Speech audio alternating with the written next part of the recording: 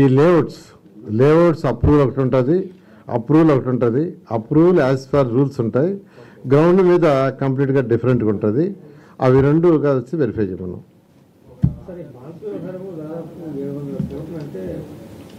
It is a big scam. అందుకని report study చేసి దాన్ని ఏం చేయాలో నేను నిర్ణయిస్తాను.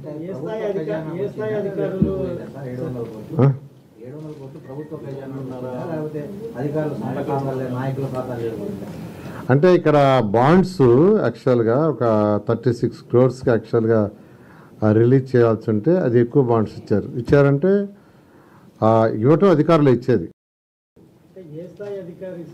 అది యాక్చువల్గా చూడాలి కదా.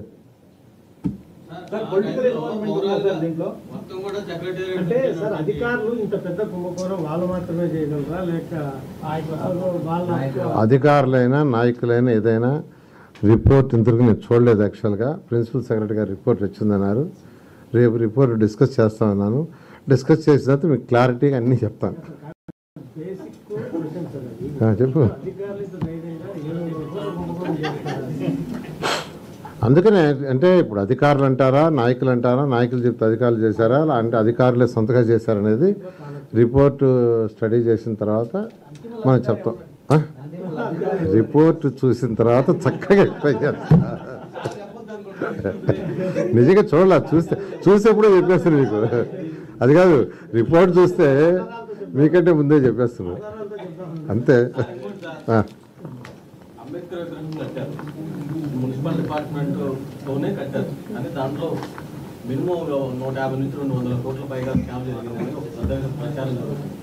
దాని మీద ఏమన్నా మీ డిపార్ట్మెంటే కాబట్టి మీరు ఏమన్నా దాని మీద చర్యలు?